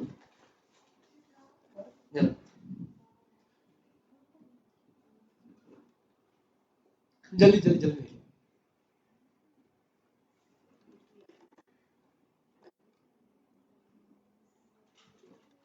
नेक्स्ट आपको ऑलरेडी आना चाहिए कंप्लीटेड प्रॉपर्टी, जिसके लिए ऑक्यूपेंसी सर्टिफिकेट मिल जाता है। Are relevant authority is the municipality. Next जो आपने पूछा था FSI, floor space index, shall mean the buildable area on a plot of land as specified by the competent authority। जिस चीज के ऊपर अपन आज भी काम कर सकते हैं, उस प्रॉपर्टी का एक हिस्सा है जो बिल्डेबल है अभी भी, जिसमें अपन डेवलपमेंट करेंगे। जैसे for an example, there is a project in Pune, Lodha Belmondo. देखेंगे जैसे आप पुणे में एंटर करते हैं ना, सबसे बड़ा प्रोजेक्ट है वो, लोधा का प्रोजेक्ट है। तो अगर आप उधर अंदर जाओगे तो उनकी 4 बिल्डिंग बन गई है और पीछे कम से कम 100 एकड़ भी खाली पड़ा है, जिसमें वो लोग कंस्ट्रक्शन करते जा रहे हैं, बिल्डिंग्स बनाते जा रहे हैं। तो वो जिस एरिया पे आप कंस्ट्रक्शन आगे करते जा रहे हैं और जहां तक उन्होंने डिमार्केट किया कि यहाँ तक बिल्डिंग आएगी, that is called the floor space index. यहाँ पे हम काम करेंगे। गेटिंग द डिफरेंस टीडीआर और फ्लोर स्पेस इंडेक्स में काम कर गया। टीडीआर इज कि तेरी बिल्डिंग में, अच्छा अब इनके पास और राइट थे और बिल्डिंग बनाने के लिए, पर इन्होंने 4 ही फ्लोर बनाए। इन्होंने कहा क्यों 4 बनाए? हमको कॉम्पैक्ट बिल्डिंग बनानी थी, पर 8 की परमिशन थी। ऐसा कभी करेगा नहीं बिल्डर, पर अपन कह रहे हैं कि 8 की परमिशन थी, 4 ही की है। उसने ये 4 वाली जो है अपना टीडीआर पास कर दिया किसी और बिल्डिंग को कि आपको चाहिए तो आप 4 एक्स्ट्रा बना लेना, हमको कोई आपत्ति नहीं। इसको आप बोलते हो transferable development rights. Floor space index अभी इनकी जो पीछे वाली लैंड थी जहां कंस्ट्रक्शन में बाकी है। Sir why are we recognising FSI? क्योंकि यहाँ पे इन्वेस्टमेंट करना परमिसिबल है। आप फ्लोर स्पेस इंडेक्स के अंदर परमिट रखते हो इन्वेस्टमेंट करने की, जबकि ओपन लैंड में अपन इन्वेस्टमेंट नहीं कर सकते। खाली ओपन लैंड पड़ी होती है जिसमें कोई कंस्ट्रक्शन नहीं हो रहा, we can not purchase that. Follow on offer क्या होगा? एनीवन? एफपीओ याद है क्या? Offer of units of listed REIT to the public for subscription and includes an offer for sale। Sponsor अपनी यूनिट्स REIT की तरफ से एग्जिस्टिंग होल्डर्स को लेके पब्लिक को दे रहे हैं, याद है? Same FPO. होल्डिंग कंपनी बोल लो, मींस अ कंपनी और LLP in which REIT holds not less then 50% या फिर उनके पास पावर है आपके यहाँ पे मेजॉरिटी ऑफ द लोगों को हटाने का या रिमूव करने का। एनएवी का मतलब क्या होता है? मैंने अभी भी आपको एनएवी का एग्जांपल दिया था। अपडेट अभी के लिए अगर आप ट्रांसफर करते हो तो आपकी नेट एसेट वैल्यू कितनी आ रही है पर unit? Means the value of the REIT assets reduced by the external debt. अगर आपको याद हो तो सर ने आपको म्यूचुअल फंड के अंदर क्वेश्चंस कराए होंगे सिक्योरिटीज मार्केट में एनएवी यूज करने के लिए, जिसमें उन्होंने आपको ये भी बताया होगा कि NAV for a single investor कैसे निकालते हैं। पहले टोटल नंबर का निकाल दो, डिवाइड कर दो उसको नंबर ऑफ यूनिट से। एग्जीक्यूटिव का पुराना वाला टाइम हुआ करता था आपका जमाने का, तब की बातें हैं। नेक्स्ट है ऑक्यूपेंसी सर्टिफिकेट, मैं ऑलरेडी बता चुका हूँ, is a completion certificate. Real estate property, गला घोट दूंगा तुम्हारा। Land, any permanently attached improvement to it, whether leasehold or freehold, and includes a building, sheds, garage, fences, fittings, fixtures, warehouse, car parks, and any other assets incidental to ownership of real estate but does not include mortgage। Mortgage को छोड़ के हर तरीके की property REET ने include कर ली, एकदम ठीक है। जो आपको याद है मैं स्टार्टिंग में पूछ रहा था ये सब खाली कमर्शियल क्या, सब कुछ इंक्लूड करते हैं लोग अपने अंदर, यहाँ तक कि however any asset falling under the purview of infrastructure वो यहाँ नहीं आएगा। अगर इंफ्रास्ट्रक्चर के अंदर आएगा तो तुम कहाँ घुस जाओगे? Infrastructure shall be considered as real estate or property for the purpose of these regulations। और फिर आप, अच्छा एक सेकंड, रीट और इंफ्रास्ट्रक्चर दोनों सेम ही चलते हैं, कंडीशन एकदम सेम है। आपने बोला अगर मान लो कि आपकी कोई एसेट किसके अंदर घुस गई, इंफ्रास्ट्रक्चर के अंदर भी घुस गई, तो कोई ट्रीटमेंट में फर्क नहीं आएगा, उसको रियल एस्टेट की तरह ट्रीट करना, सेम ट्रीटमेंट है रीट में भी और इन्वेस्टमेंट ट्रस्ट में भी। Apart from the above, following captured within the above mentioned definition of infrastructure shall be considered as real estate: hotel, hospital, convention centers, forming part of the composite real estate projects, either rent generating or income generating। What's the difference between rent generating or income generating? Anyone? हाँ जी, बस नहीं, बस मैं तुमको बताते देखो अपन Indian mind कितना capable है, सेम चीज के डिफरेंस निकाल रहे हैं। आ जाओ। Common infrastructure for composite real estate project, industrial parks and होता है कॉमन इंफ्रास्ट्रक्चर है भाई। मान लो कोई इंडस्ट्रियल पार्क है, अपन एसईजेड में भी इन्वेस्ट कर सकते हैं क्या? ठीक है भाई,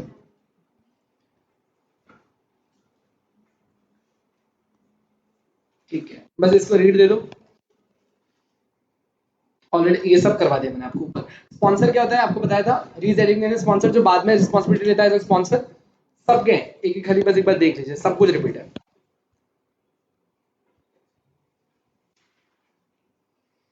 ये पूरा पेज आप रीड मार के नेक्स्ट पे आ जाए।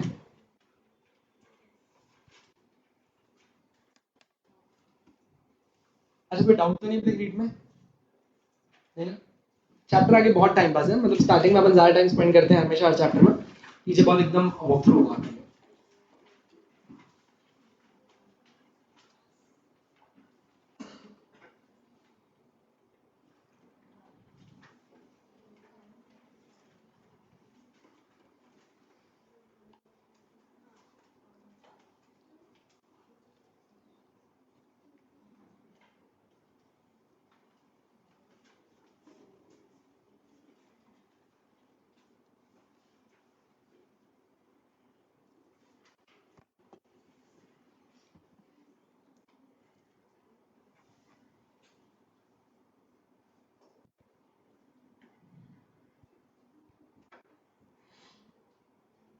Next is repeat. एसपीवी की डेफिनेशन आपने ऊपर अभी भी पढ़ी है, इट्स ऑलरेडी डन। आप इसको अपने नोट्स में चाहें तो कट भी कर सकते हैं।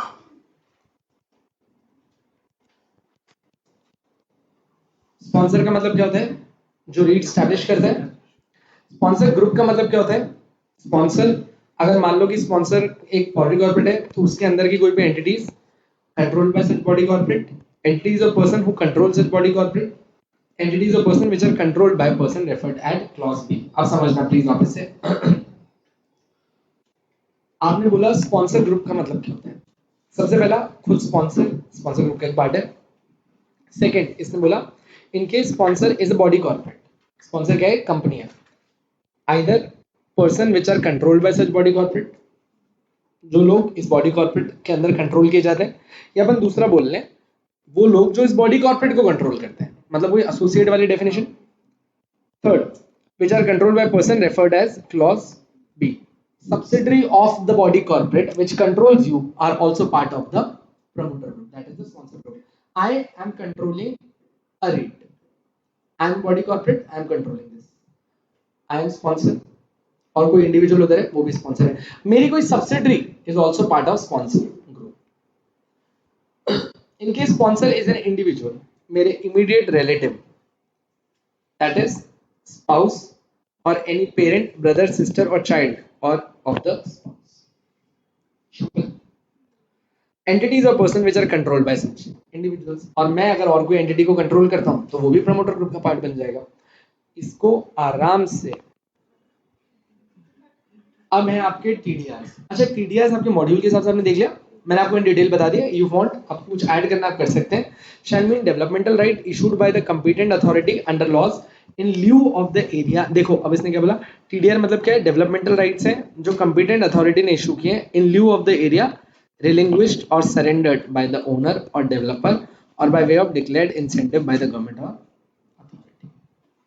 श्योर, आपको कब अलाउ करते हैं ये लोग, in lieu of area relinquished और surrendered by the owner।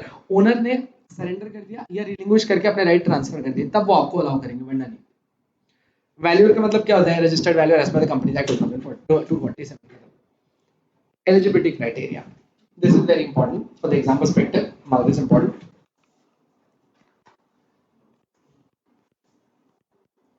क्या थक गए क्या?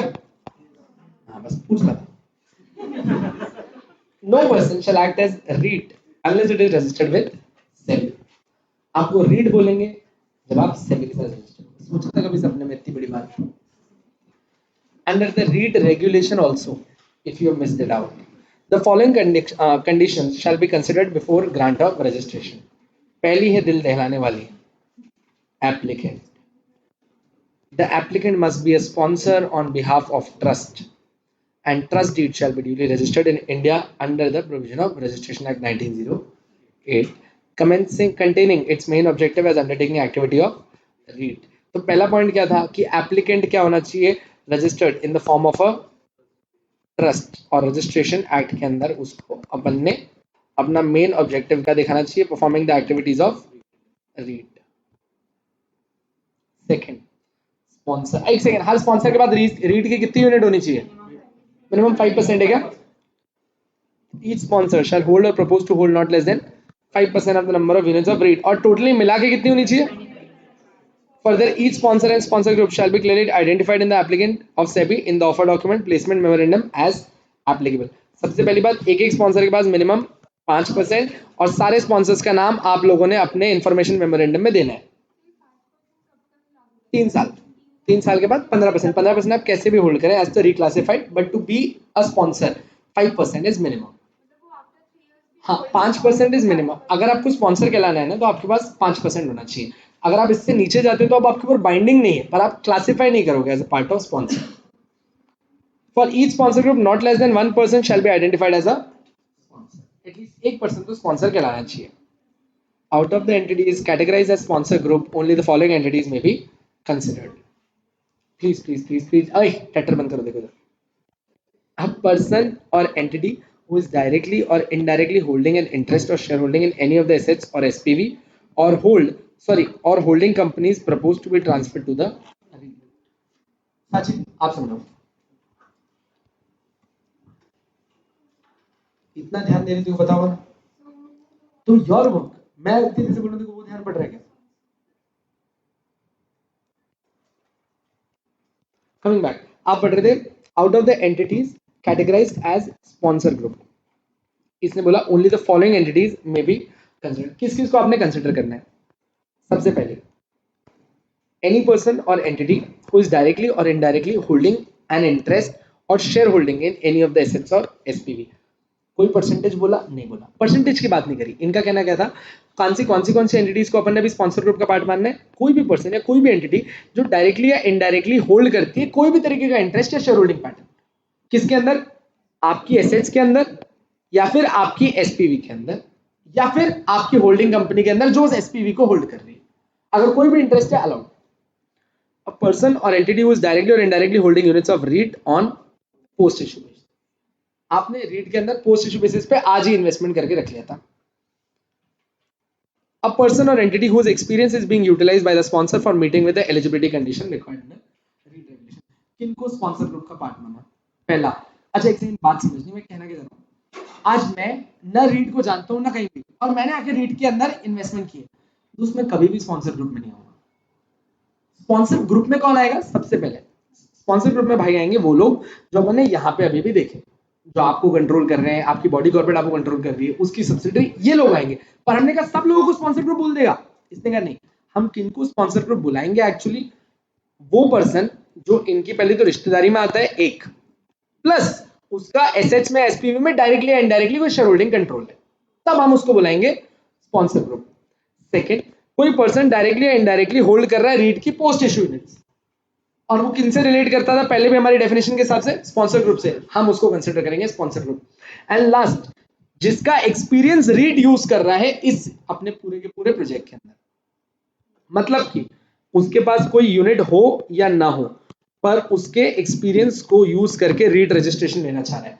आपने सिर्फ उसके एक्सपीरियंस को रीट लेके रजिस्ट्रेशन कर रहा है, मतलब कि आगे चल के आप बोलने वाले हो कि रीट का काम करने के लिए आप पहले से कोई एस्टैब्लिश एंटिटी होने चाहिए हो जो रियल एस्टेट प्रोजेक्ट में पहले से काम करती थी, जिसके पास कुछ तो डैश डैश इतना परसेंट होल्डिंग होगी रियल एस्टेट में, तब आप उनको आने दोगे. हाँ, उसी के रजिस्ट्रेशन जब अपन आगे पढ़ रहे होंगे तो अभी साथ में क्लियर होगा. स्पॉन्सर ग्रुप एकदम क्लियर है. अब ये एकदम time pass. Sponsors on a collective basis have a net worth of not less then 100 crore, और बहुत कम है. However, each sponsor has a net worth of not less than 20 crore. मिला के 100 करोड़ और कम से कम एक एक के पास 20 crore. The sponsor or its associate has not less than 5 years experience. आगे 5 साल का एक्सपीरियंस चाहिए in development of real estate or fund management in the real estate industry. तो 2014 में रीट आया, हमने क्या बोला कि आपका एक्सपीरियंस कितना होना चाहिए? 5 साल. और अभी मैंने आपको बताया कि पहली रीट इंडिया की अभी रजिस्टर हुई है, कैलकुलेट करके देखिए. तो अपन लोगों ने सबको पहले एक्सपीरियंस वर्क करवाया और कहा फिर रीट में आना. एकदम से मत आना, क्योंकि जल्दीबाजी में there's a greater chance कि हम लॉस करवा देंगे. However, where the sponsor is a developer, at least 2 projects of the sponsor has been completed. और ये रीट किसका है? कोई डेवलपर. डेवलपर मतलब क्या? बिल्डर. आप लोधा की बात कर लो, इज द डेवलपर. तो उसने एटलीस्ट कितने प्रोजेक्ट खत्म कर लेने चाहिए? 2. मैनेजर, ठीक है, manager was not that important, सिर्फ एक जनरल रीट ले लीजिए. In case the manager is a body corporate or a company. एक से मैनेजर कौन होता है? एक मिनट देख लो उधर. तुमने अभी भी याद हो अपन ने एक डायग्राम डिस्कस किया था. हाँ, रीट ने एक मैनेजर अपॉइंट करना होता है, ये रहा, जिसको आप बुलाते हो रीट मैनेजर, और रीट मैनेजर अपने अंदर प्रॉपर्टी मैनेजर रखता है. सही है.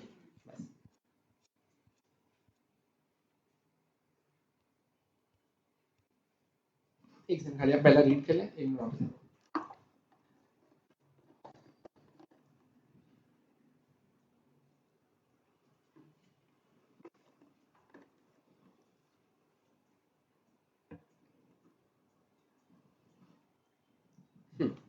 In case the manager is a company, the net worth of the manager shall not be less than 10 crore. Sponsor की मिनिमम नेटवर्थ 20 करोड़. स्पॉन्सर्स की मिनिमम नेटवर्थ 100 करोड़. एक स्पॉन्सर की 20 करोड़, सबकी मिला के 100 करोड़. नेक्स्ट, मैनेजर जो आप लेके आए उसकी नेटवर्थ 10 करोड़. तो 10, 20, 100. मिनिमम सब्सक्रिप्शन रेट के अंदर 5%, क्यूमुलेटिवली 25%. ये सारी कंडीशन याद रखना. क्यों? क्योंकि जब आपके चैप्टर के एंड पे मैं आपको पहुंचाऊंगा ना, तो आप मुझे आपका एंड देखना, तो उसके अंदर मैं वापस एक डायग्राम ही बस अपने जो डिस्कस करना है, होल्डिंग रिक्वायरमेंट, कितने प्राइस पे, लॉक इन कितना रहता है, और ये सब आपको ऑलरेडी आता होगा जब तक अपन यहाँ पहुंचेंगे. तो एंड के जो 2-3 पेजेस है ना, वो सिर्फ और सिर्फ आपके रिवीजन के लिए रह जाएंगे, बस अगर आपने स्टार्टिंग में ध्यान दिया तो.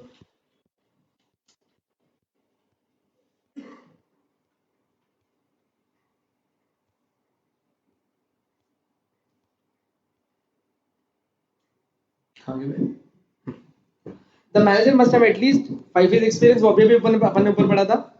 Advisory service, property management in the real estate industry or in development of real estate, and have at least 2 key personnel who each have not less than 5 years of experience in fund management, advisory services in the real estate industry or in development of real estate.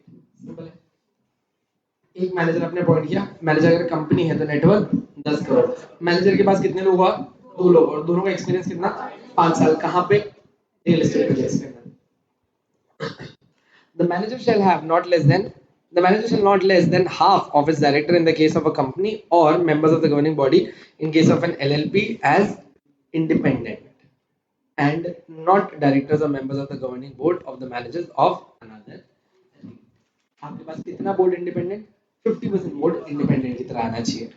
The manager must have entered into an investment management agreement with a trustee which provides for the responsibility of the manager in accordance with trustee is already done.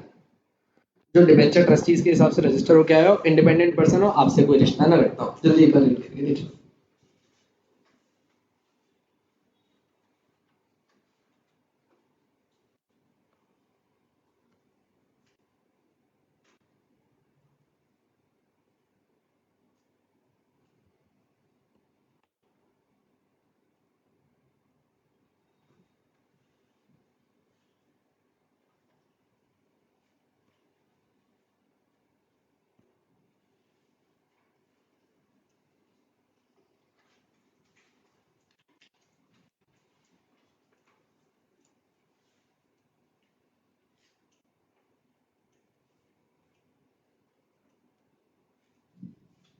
So far so good, read going easy, कोई problem तो नहीं है?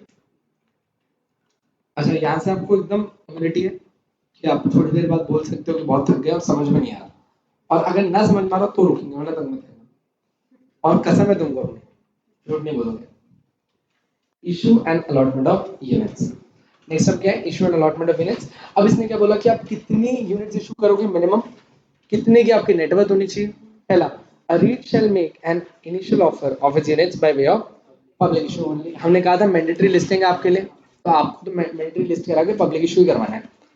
No initial offer of units by REIT shall be made unless the REIT is registered with SEBI. Repeat. Value of REIT assets owned by REIT is not less than 500 crores. आपके पास कितने की values होनी चाहिए? 500 करोड़. अच्छा, आपकी issue size कितने की होनी चाहिए?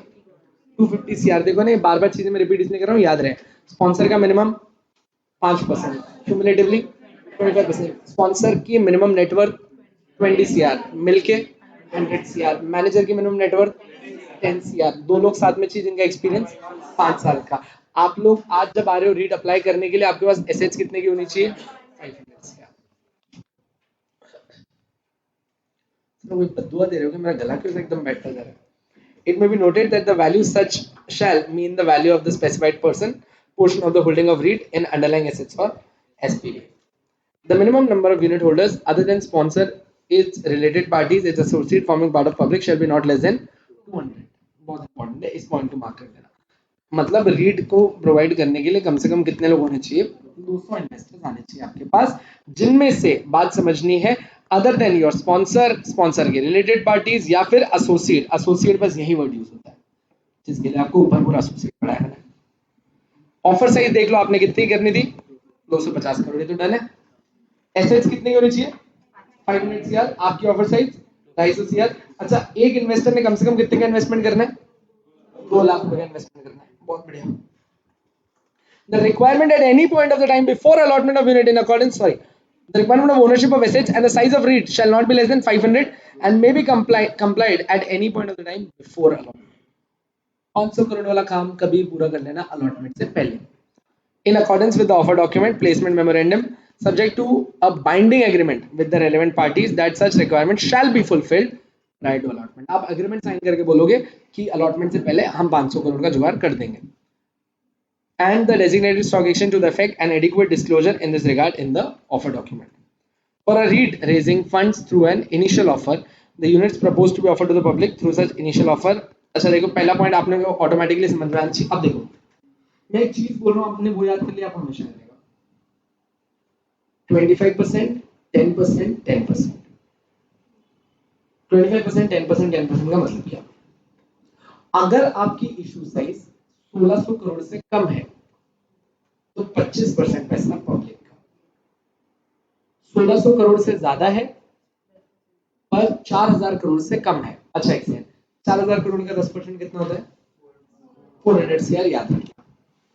और तीसरी कंडीशन 4000 करोड़ को भी आपने सरपास कर लिया। जो भी बोल रहा हूँ याद रखना, अभी वेग है, मैं उसको बाद में एक पिक्चर में सेट करूंगा। 1600 करोड़ से कम है 25%, 1600 करोड़ से और 4000 करोड़ के बीच में है 10% याद रखा आपने। 4000 करोड़ के ऊपर भी 10% ही याद रखना, कोई अलग मत जाना, ठीक है। अब देखना इस 10% को मैंने कैसे बांटना है। Up to 1600 CR 25%, 400 crores in case the issue size is above 1600 CR but up to 4000 CR। 4000 CR का 10% कितना होता है, इसलिए मैंने 400 कर दिया। And anything about 4000 CR 10%। Logic समझ में आया कि अपने कैसे 25 10 10 किया। Let's see. Shall not be less than 25% of the total outstanding units of REIT and the units being offered by way of the offer document if the post issue capital of REIT at price is less than 1600। However, छोड़ दो, अभी कुछ नहीं है, नीचे आओ। Shall be the value of at least 400 crore if the post issue capital of REIT calculated at offer price is equal or more than 1600 and less than 1600 crore या उससे ऊपर। कैप कितना है 4000, 4000 का 10% निकालो 400 करोड़ आएगा, ठीक है। तो अमाउंट याद रखने का तरीका है, shall not be less than 10% of the outstanding units of REIT and the units being offered by way of document if the post issue capital of REIT calculated at the offer price is more than 4000। 25 10 10 क्यों बोला था मैंने, ये याद रखना है, बहुत important है, बहुत हमें हो रही है ना, बुरी नजर वाले तेरा मुंह काला, और अगर आवाज आए तो तू मत बोलना तेरा मुंह काला। सी, अच्छा सी हो गया ना। However, any unit, अच्छा है ना, आपको टाइम भी मिलता है।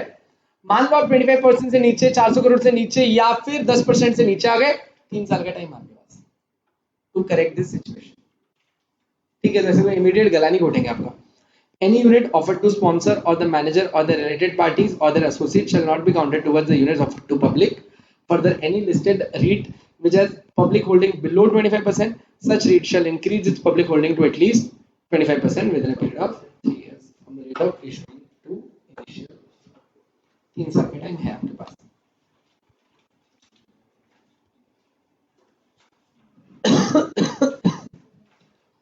Any subsequent issue of units by REIT may be by a follow-on offer, मतलब FPO, preferential allotment, मतलब आपको याद है अपन लोगों ने preferential allotments देखिए, qualified institutional placement, right issue, bonus, offer for sale or any other mechanism as may be specified by SEBI।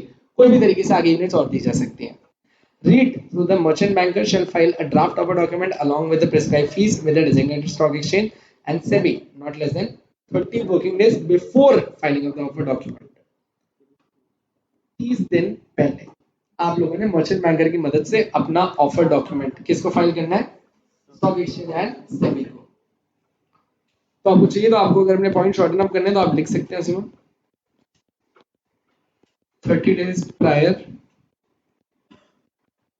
file draft offer with SEBI and stock exchange with SEBI and stock exchange। कितने दिन का notice देते थे meeting में, 21 दिन का। The draft of a document filed with SEBI shall be made public for comments by hosting it on the website of SEBI, designated stock exchange and the merchant banker which is associated with your issue for a period of not less than 21 days। 21 दिन लोगों को object करने दो। See, I understand कि रीट के अंदर बहुत सारी कंडीशंस है, भूलने का चांस होता है, अपन बार-बार रिपीट करते हुए चलेंगे। स्पॉन्सर का मिनिमम परसेंटेज 5, स्पॉन्सर की मिनिमम नेटवर्थ 20 CR, आपके बैंकर की नेटवर्थ जो आपने मैनेजर अपॉइंट किया 10 CR, स्पॉन्सर क्यूमुलेटिवली कितनी net worth 100 CR, 25% in case of cumulatively sponsors holding. कितने टाइम तक होल्ड करना है, 3 साल के बाद 15% होल्ड करना है। अच्छा, स्पॉन्सर कहलाने के लिए हर बार आपका मिनिमम कितना होना चाहिए, 5%, हमेशा रहेगा। और कौन सी कंडीशन डिस्कस करनी, मिनिमम ऑफर साइज कितने की 250 CR की, आपकी एसेट साइज कितनी होनी चाहिए अप्लाई करने के लिए 500 CR की। अच्छा, मान लो कि पब्लिक में आपने आज एक रीट की ऑफर साइज लाई है 4500 करोड़, तो कितना होना चाहिए 10%। 1600 करोड़ के ऊपर है और 4000 करोड़ के अंदर 400 CR एंड बाकी सारे केसेस में 25%, ठीक है एकदम। अच्छा, कभी भी अगर इन सब लिमिट से नीचे उतर गया आपका इन्वेस्टमेंट तो कितने टाइम का टाइम है आपके पास, 3 इयर्स का टाइम है। अच्छा, आपने ड्राफ्ट ऑफर कितने दिन पहले फाइल करना है, 30 दिन पहले फाइल करना है, और पब्लिक ओपिनियन कितने दिन तक एक्सेप्ट करना है? 21 दिन तक एक्सेप्ट करना है. The draft of a document shall be accompanied by a due diligence certificate. You all know what is due diligence? By the LNB. SEBI may communicate its comment to the lead merchant banker, and in the interest of investors may require the lead manager to carry out modification in the draft of a document as it deems fit. The lead merchant banker shall ensure that all comments received from SEBI on the draft of a document are suitably taken into account prior to the filing of the offer document with the designated. इसका मतलब क्या हुआ?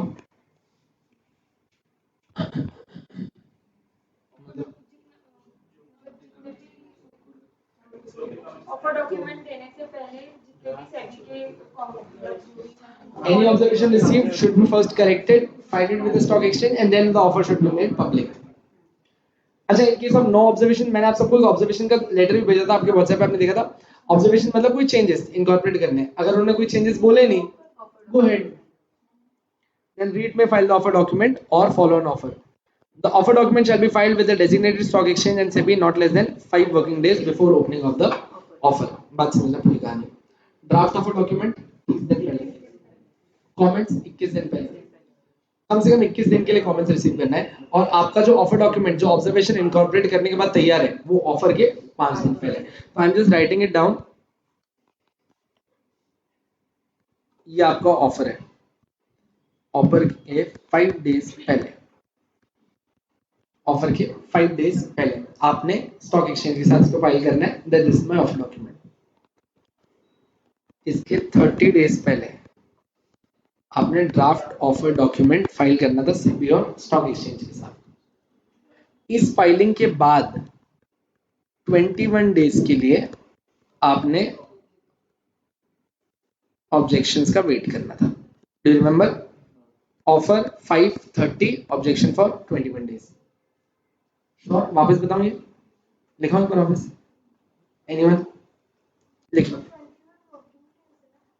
नहीं, कौन सा working है कहीं पे? मैंने ध्यान नहीं दिया. हाँ, बाकी सब में वर्किंग डेज है, इधर नहीं वर्किंग. 21 डेज है सिर्फ, राइट. हाँ, वैसे भी 30 में 21 वर्किंग डेज निकालोगे तो एग्जैक्ट ही निकलने पे आ जाएंगे एकदम. 8 देन, हाँ एकदम एग्जैक्ट देंगे तो वर्किंग नहीं हुआ है यहाँ पे. 21 डेज ही रखेंगे. SEBI may communicate its comment to the, ये तो हो गया ना भाई, कहाँ पे पहुंच गए थे अपन? 13. The initial offer or follow-on offer or right issue shall be made by REIT within a period of not more than 1 year from the date of issuance of observation. Same है, ऑब्जर्वेशन से 12 महीने में IPO भी करना होता था अपने को, यहाँ पे ये भी ऑफर करना है REIT. However, if the IPO or follow-on offer is not made within the specified time period, अब एक fresh draft offer document file करो 30 दिन पहले, फिर अप्रूवल लो, 21 दिन तक रुको, फिर 5 दिन पहले ऑफर डॉक्यूमेंट और उसके बाद offer. The REIT may invite for subscription and allot units to any person, whether resident, foreigner. In case of foreign investors, such investors shall be subject to the guidelines as specified by RBI and the government from time to time. मतलब FEMA के अंदर आएगा. The applicant for subscription shall be accompanied by a statement containing the abridged version of the offer document, detail the risk factors and summary of the terms of issue. Application में आपको बताना है कि इसके अंदर क्या रिस्क होने का चांस है. रीट कम से कम रिस्क दिलवाता है आपसे, इसलिए वो कंप्लीटेड प्रोजेक्ट में इन्वेस्ट करवाता है. तो मार्केट की जितना रिस्क दिखाओगे उतना तुम्हारी पॉसिबिलिटी कम है एज रीट रजिस्टर होने की.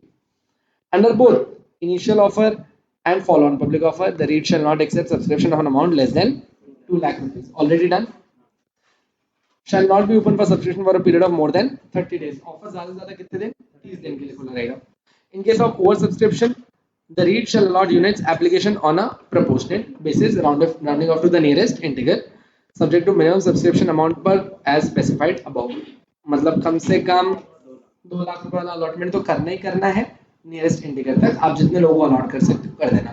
पर सेम याद है कि अपन ने कि मिनिमम आप लोगों ने जब भी अलॉटमेंट करना है मिनिमम लॉट जितना तो अलॉटमेंट करना ही पड़ेगा. Over and above proportional basis अपन कर लेते थे. याद है मैंने इसको पढ़ाया था. आजकल लॉटरी सिस्टम आ गया जिसमें मिनिमम 1 लॉट तो आपको देना ही पड़ता है. तो मिनिमम 2 लाख का अलॉटमेंट तो करना ही है आपने जिनको कर रहे हो. रीट, हाँ जी 50,000 है.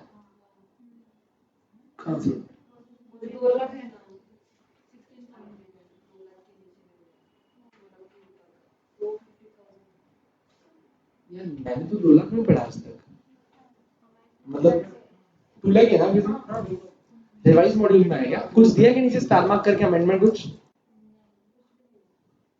अभी कुछ नहीं दिया हुआ क्या?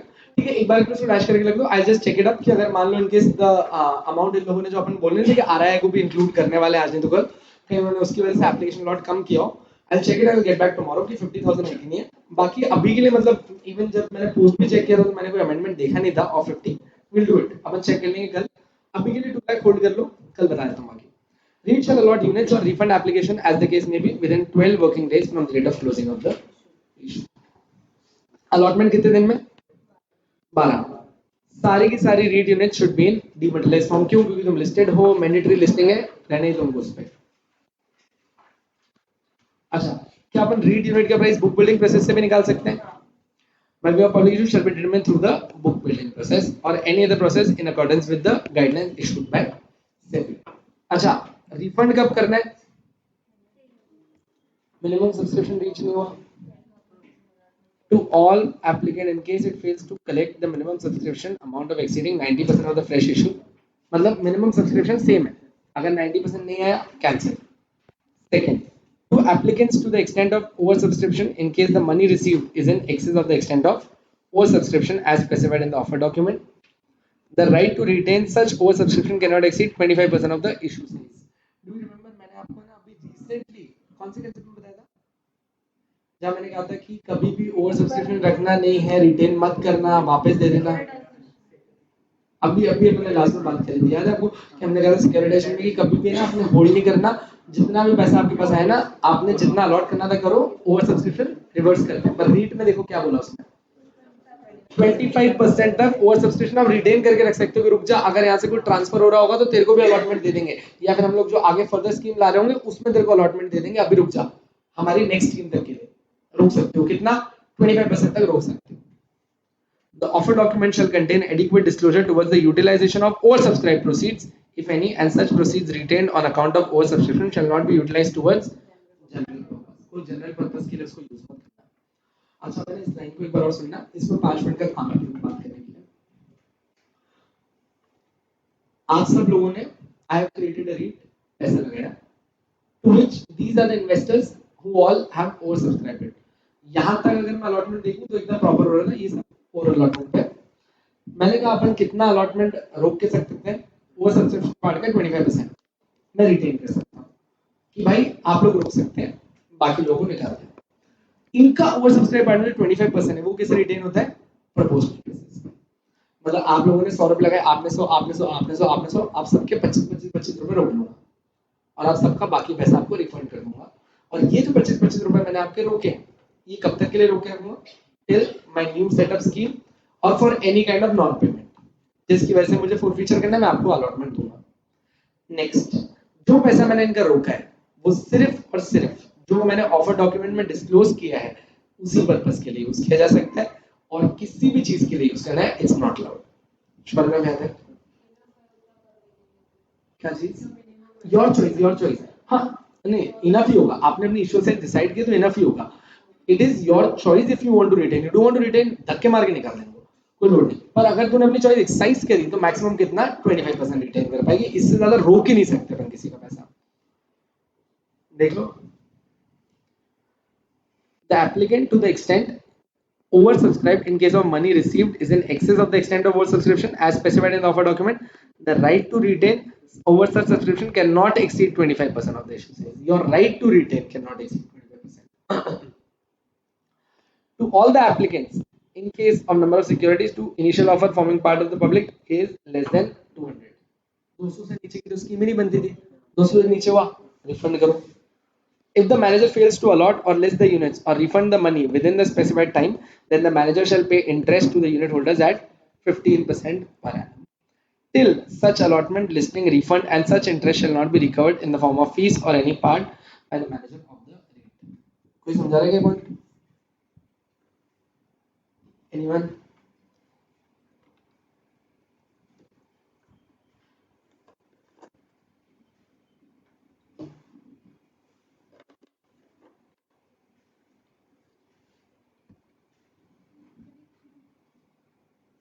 नहीं समझा?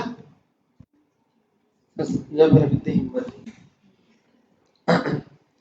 If the manager fails to allot or list the units, allot नहीं किया on time, यूनिट्स लिस्ट नहीं कराई, या फिर रिफंड करने से चूक गया स्पेसिफाइड टाइम में, तो अपन ने कहा था ब्याज तो उतना ही लगेगा. Manager shall pay interest to the unit holders at the rate of 15% per annum till such allotment, listing or refund shall be recovered in the form of fees or any other form payable to the manager by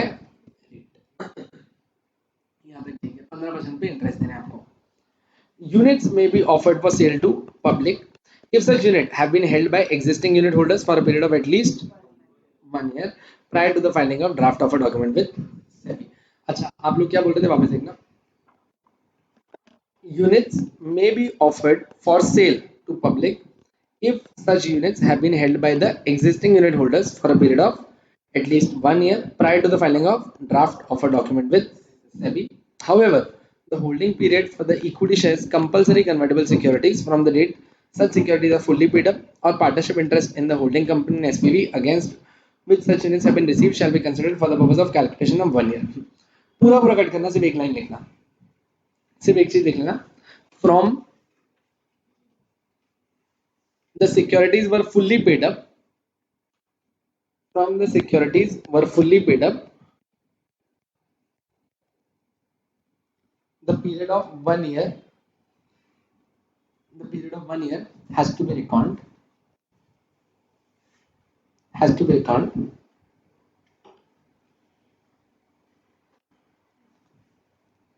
has to be recognized, लिख सकते हो, has to be recognized, and selling of such units and selling of such units and selling of such units only starts post the completion of 1 year.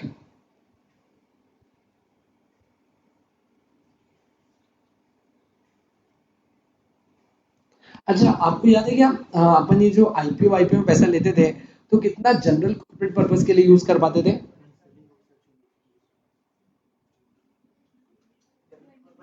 25%. याद है 25% आप general corporate purpose में पैसा use कर सकते थे. यहाँ पे 25 हटा देना और 10 लगा देना. Subject to other circulars and guidelines, SEBI may specify in this regard the amount of general purpose as mentioned in the object of the issue in the draft document with SEBI shall not exceed 10% of the amount raised by REIT. General purpose के लिए रीट का पैसा 10% use हो सकता है. If the REIT fails to make its initial offer within 3 years from the date of registration with SEBI, it shall surrender its certificate of registration to SEBI and cease to operate as REIT. 3 साल में काम नहीं किया, certificate surrender, रवाना. SEBI, if it deems fit, may extend the period for 1 more year. कि चल तो एक साल और ट्राई कर ले. Further, the REIT may later reapply for registration if it so desires. 3 साल आप डॉर्मेंट रह सकते हो. Post 3 years आपका सर्टिफिकेट सरेंडर हो जाएगा. आपको हो सकता है एक्सटेंशन मिल जाए if in case there is a genuine reason. SEBI may specify by issue of guidelines or circulars any other requirement as it deems fit pertaining to the issue and allotment of units by REIT. कर देना.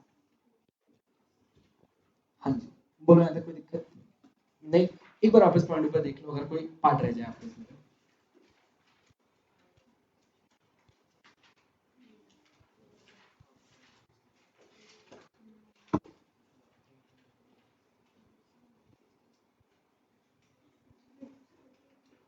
Sure. Next वाला cut कर सकते हैं. Offer document and advertisements. सिर्फ इतनी सी बात है कि आप लोगों ने एडवर्टीजमेंट करना है या कुछ भी करना है, कोई मिसलीडिंग इन्फॉर्मेशन नहीं देनी, कोई भी फॉल्स इन्फॉर्मेशन जिससे लोग इंड्यूस हो जाए. रिपीट. अच्छा,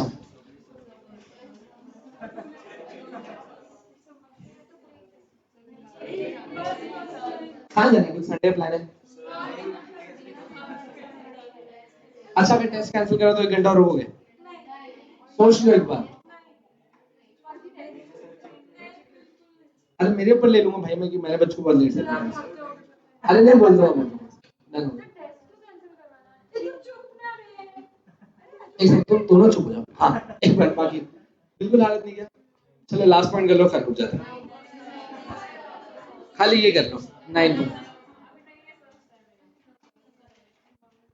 अच्छा, एक बार रिवीजन करवा दोगे खाली लास्ट? हाँ, इतना बनता है. Listing and trading of units. Revision का टाइम मैं यहाँ यूज कर रहा हूँ. अच्छा कल है ना मेरा और कोई भी लेक्चर मैं सिर्फ आप लोगों के लिए आऊंगा ना, एग्जीक्यूटिव मेरे लेक्चर्स नहीं होंगे, तो है ना आपका टेस्ट कितनी बजे,